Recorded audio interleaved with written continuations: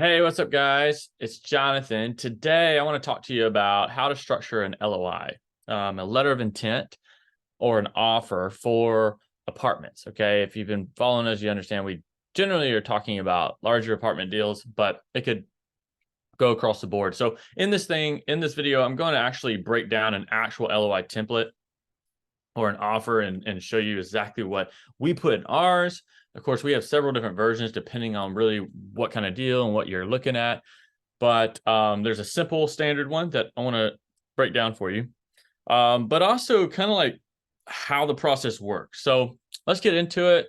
And one of the big things here is if you do this wrong, you can risk basically the person not taking you seriously, the broker, the seller, whatever it is, or you could just miss opportunities because you just structured it wrong, and you could have done it better and get a yes or get closer to the top, or you could get yourself into trouble, right? So there's many reasons why you need to be very careful at this stage and make sure you're doing this correctly. But second, one of the biggest points I'm going to preference this with is, and you understand if you've been following us for any amount of time in this channel, you understand one of my biggest points is not wasting your time on bad deals. One of the biggest issues and mistakes I see rookie investors do is spend too much time on deals that aren't going to work out.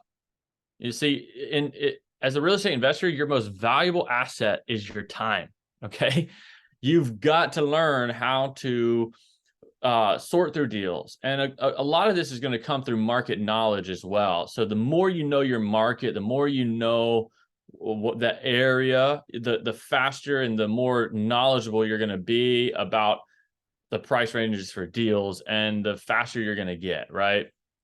But it's important to understand, like, I'm not even going to create an LOI and create an offer, like an actual structured document, more formal offer, until I've, heard from the broker that I'm in the range, or from the seller that I'm close to the right price, or they're going to even entertain it. Because if they're not even going to entertain it, yeah, it's cool to get your name out there, but you also have to be very protective of your time. Like, I'm not going to go work up a deal, even though it's not going to take that long to create an LOI. It's just you got to be protective of your time as you move through the process. Because typically what we teach is your napkin analysis into a deeper, and then if it passes that stage, it goes into a deeper analysis called the deal analyzer. And you can check out our past videos where you can see more on that.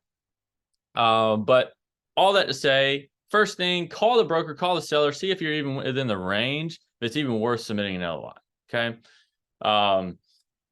That's going to do a lot too, because you don't just want to shoot an LOI out there and then think, all right, yeah, we'll have a good running. You kind of want to get a hold of them, kind of talk about your experience or talk about your partner's experience, whatever you're doing. If you're part of our mastermind, you typically, our members typically are talking about, what we've collectively done, what our, what the leaders have done. So then it kind of gives them an advantage in there, because we will partner up if we need to. Like, we are a team, right? And that's what we love about apartments, is we are a team. And so that's a amazing advantage. But let's just jump in. I'm going to share my screen and show you exactly what an LOI template looks like that we use. Okay. So first off, this is called letter of intent to purchase real estate. Okay. This is what the name of the thing is. This is a standard offer. We have other templates that we'll use sometimes depending on the situation. Like, we have one template that gives the price that we're going to offer, but then it also gives, if the seller's willing to do seller financing, we'll make this offer, right? Because you can generally offer more if the seller's willing to do some type of creative financing, some type of seller financing or something. So based on you carrying back this much, I can give this. Based on the seller carrying back this much, I can give this much. So we have different standards, and one more lengthy for maybe bigger deals that are more sophisticated in a sense. But typically, what me and Larry, my partner, are going to recommend is the simpler the better. Okay. And probably even most of your brokers are wanting the same thing. But either way, buyer, put your name, put your group, whatever that is. This is a letter of intent only. It does not create a legally binding obligation on the parties of their broker. So if you don't, so even to preference this, like this is a letter of intent. It doesn't mean that you are stuck at this price, or you've got to sign a legally binding document. Like the next step after this is where you actually sign a purchase and sale agreement, or the contract, right?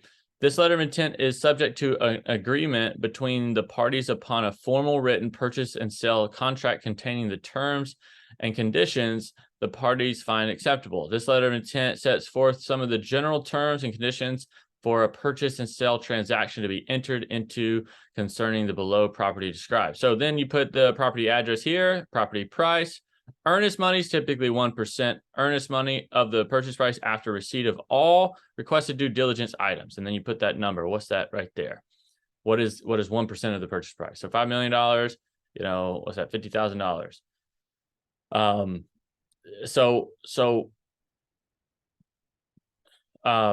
And right here, it says upon receipt of all requested due diligence items. And what that is, sometimes you hear people say, sometimes these things will be like 10 days after the agreement signed, after the PSA. But here it's just, it puts it on the seller. Seller's got to get you the due diligence items, right? So, and then the next one is contract closing date. It's 45 days from the end of the due diligence period. And all these are just kind of templated. It could be 30 days from end of due diligence period, and due diligence period could be 30 days. So it could be a total of 60 days. Financing, buyer will have 45 days from receipt of all requested due diligence items. So that's typically the same thing as the contract closing date, 45 days from the end of due diligence period, right? Due diligence period, 45 days from, yeah. So due diligence period is 45 days, and then you have 45 days to close. Okay, so that's 45 days from receipt of all requested due diligence items. And then additional clauses, just vesting to be determined upon close of escrow. Buyer will either be getting financing, hard money loan, or cash purchase.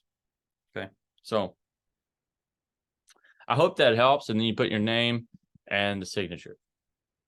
Okay, I hope that helps. That's a template. If you need this template, let us know.